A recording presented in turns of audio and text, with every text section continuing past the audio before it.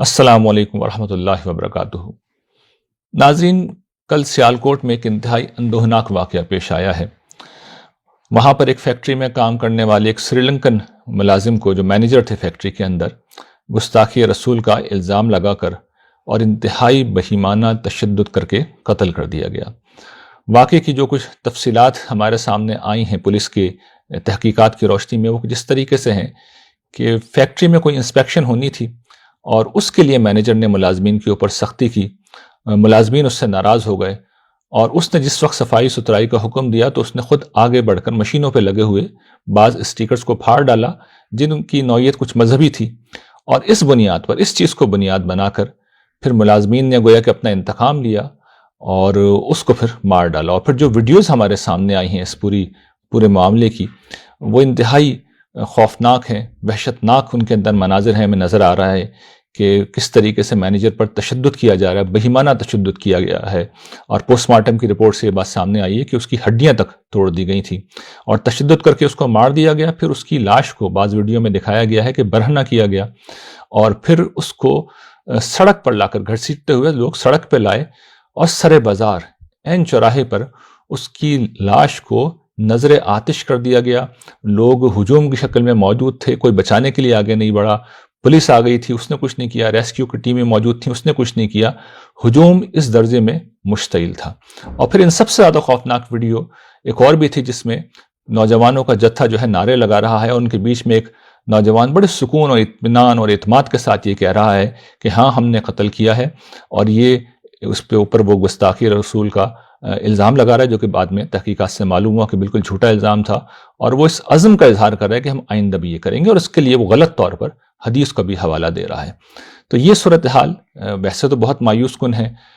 ظاہر بات ہے کہ جو شخص ان مناظر کو دیکھے گا اور پھر وہ جانتا ہے کہ اس کے نتیجے میں خود دین اسلام کی کیا بدنامی، تو اس کے نتیجے میں ایک مایوسی کا پیدا ہونا بڑی فطری سی چیز ہے۔ لیکن میں چاہتا ہوں کہ اس ویڈیو کی وساطت سے آپ کے سامنے یہ بات رکھوں کہ دیکھیے، ایک پہلو تو یہ ہے کہ ہم مایوس ہوں، دوسرا پہلو یہ ہے، اور آخرت کا پہلو میں آپ کے سامنے اگر رکھوں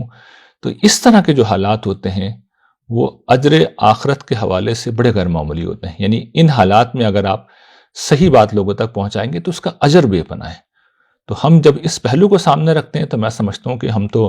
خوش نصیب ہیں کہ اللہ تعالیٰ نے ہمیں ایسے دور میں پیدا کیا جب ہمارے پاس یہ موقع ہے کہ ہم صحیح بات لوگوں تک پہنچائیں اور خدا کی بارگاہ میں انعام کے مستحق ہوں، اس کی رحمت کو حاصل کریں۔ تو اس موقع سے فائدہ اٹھانا چاہیے۔ دیکھیے، یہ جو صورتحال ہے یقیناً اس میں کوئی شک نہیں کہ گھمبیر ہے، اس لیے کہ جس صورتحال سے ہم دوچار ہیں وہ پچھلی 4 دہائیوں میں پیدا کی گئی ہے، اور اس میں انتہا پسندی کا ایک مرض ہے، ایک روگ ہے جو ہمارے معاشرے کو لگا ہے۔ اس کے پھر ہم جانتے ہیں کہ نتائج ہیں جو نکلے ہیں۔ ہم نے 90 کی دہائی میں یہ دیکھا کہ کس طریقے سے فرقہ وارانہ بنیادوں کے اوپر ٹارگٹ کلنگ ہوئی ہے، اور مساجد پر، امام بارگاہوں پر حملے ہوئے ہیں۔ پھر ہم نے یہ دیکھا کہ خودکش حملوں کی ایک لہر آئی، اور اس کے اندر پاکستان کے کوچوں بازار کو خون سے نہلایا گیا، معصوم مرد و زن بچوں کو قتل کیا گیا، مساجد میں دھماکے ہوئے، بازاروں میں دھماکے ہوئے۔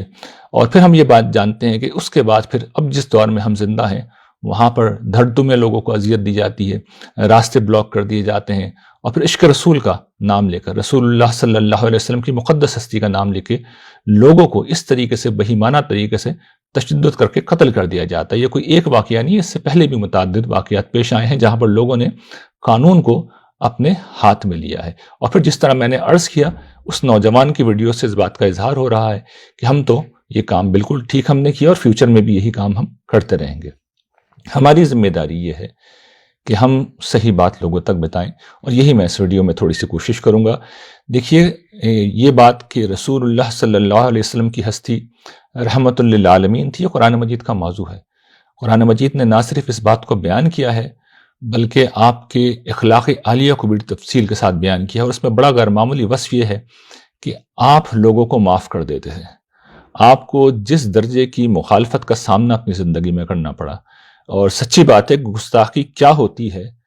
آج تو اس کا کوئی تصور کر نہیں سکتا۔ حضور کے دور میں جس درجے کی گستاخی ہوئی، اور قرآن مجید ان کو کوٹ کرتا ہے، کفار کی، منافقین کی ان باتوں کو کوٹ کرتا ہے، یہود کی ان باتوں کو کوٹ کرتا ہے جو گستاخانہ جملے وہ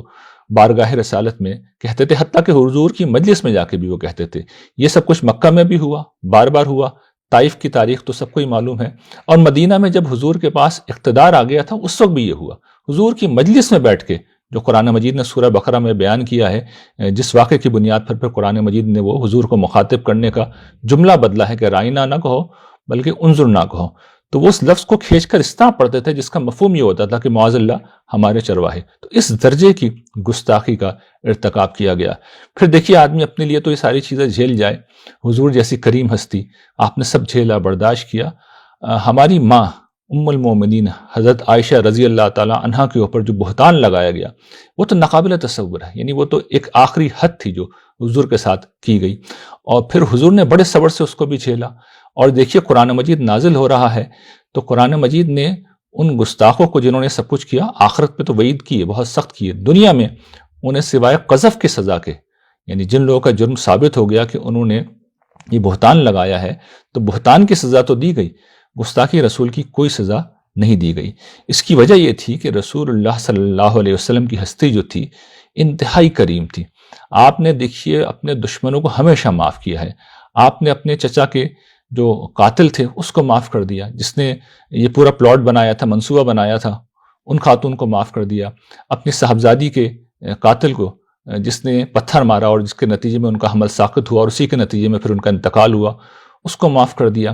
آپ نے مکہ کے ان سارے لوگوں کو معاف کر دیا جنہوں نے ساری زندگی آپ کو سب و شتم کا نشانہ بنایا، ساری گستاخیاں کی۔ طائف کے لوگوں کو نہ صرف معاف کیا بلکہ ان کے قیدیوں کو آزاد کیا۔ یہی معاملہ مدینہ کے منافقین کا تھا کہ حضور نے کبھی گرفت نہیں کی۔ عبداللہ ابن ابی کے متعلق تو ہم جانتے ہیں کہ حضور کا کیا معاملہ رہا، کتنی غیر معمولی حضور کی درگزر کا حضور کا رویہ تھا۔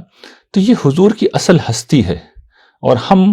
کیا کرتے ہیں کہ حضور کے نام پر یہ سارے کام کر رہے ہوتے ہیں۔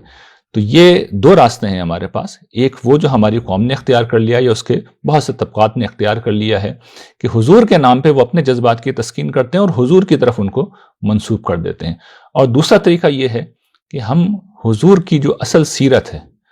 جس سے قرآن مجید بھرا ہوا ہے، جس سے تاریخ کے واقعات بھرے ہوئے ہیں، سیرت کی کتابیں بھری ہوئی ہیں، وہ دنیا کے سامنے پیش کریں اور یہ بتائیں کہ حضور کی اصل ہستی یہ ہے، حضور کی اصل شخصیت یہ ہے۔ اور میں آپ سے عرض کرتا ہوں کہ حضور اگر بدلہ لینے والے ہوتے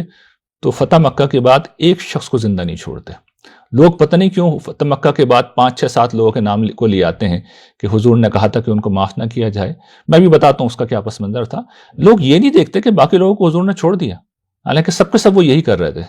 اسی طریقے سے آپ یہ دیکھیے طائف کے لوگوں کو چھوڑا، مدینہ میں حضور نے یہ کام نہیں کیا۔ اس کے بعد سیرت کی کتابوں میں 2 4 واقعات ہمیں ملتے ہیں، ان میں سے جو واقعات غیر مستند ہیں ان کا تو میں ذکر ہی نہیں کر رہا، اور زیادہ تر واقعات بالکل غیر مستند ہیں، وہ ضعیف ہیں، وہ موضوع ہیں،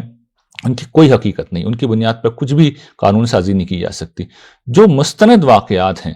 وہ بھی 1 2 ہی ہیں، 3 4 ہی ہیں، ان میں بھی حقیقت صرف اتنی تھی کہ جن لوگوں کو قتل کیا گیا، اور یہ بھی خیال رکھیے گا ان کو ریاست نے، یعنی باقاعدہ ریاست نے،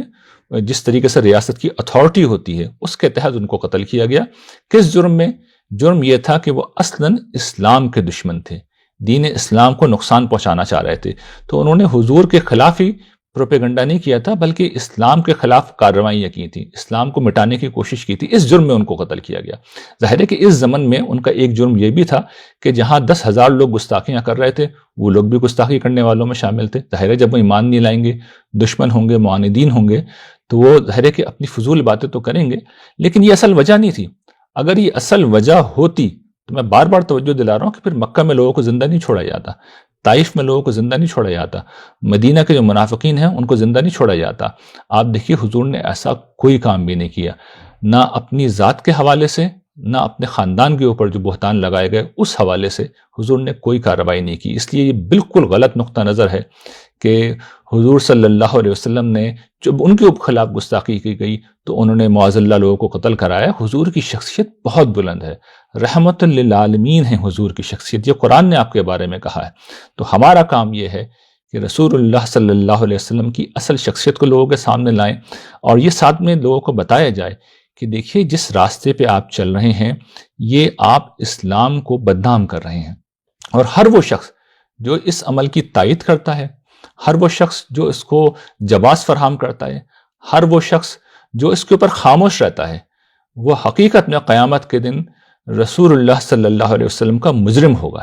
اس لیے کہ حضور کے نام پر یہ سب کچھ ہو رہا ہے اور کوئی شخص خاموش رہ جائے اور صحیح بات نہ بیان کرے، میرے نزدیک یہ بہت بڑا جرم ہے. میرے نزدیک نہیں بلکہ قرآن مجید کے نزدیک یہ بہت بڑا جرم ہے. یہ کتمان حق ہے، یہ صحیح بات کا چھپانا ہے. ہر شخص، میں بار بار دہرا رہا ہوں کہ حضور یہ کر رہے ہوتے تو مکہ میں کسی کو زندہ نہیں چھوڑتے،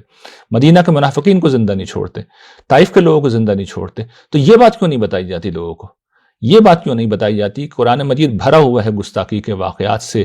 کوئی سزا قرآن مجید نے بیان نہیں کی ہے، صرف معافی ہے، صرف درگزر ہے. جو وعیدیں ہیں وہ سرکشوں کے لیے ہیں اور زیادہ تر آخرت میں دی گئی، یعنی آخرت کے حوالے سے بیان کی گئی. اس دنیا میں جو سزائیں دی گئی ہیں وہ اصل میں خدا کے خلاف سرکشی کی، اسلام کے خلاف اناد کی اور اسلام کی مخالفت کی، اسلام کو مٹانے کی کوشش کرنے کی سزا تھی. حضور نے اپنی ذات کے لیے کبھی انتقام نہیں لیا. تو جو لوگ بھی اس طرح کے کام کرتے ہیں یا نقطہ نظر رکھتے ہیں، وہ یہ بات جان لیں وہ اپنی ذمہ داری پہ کر رہے ہیں.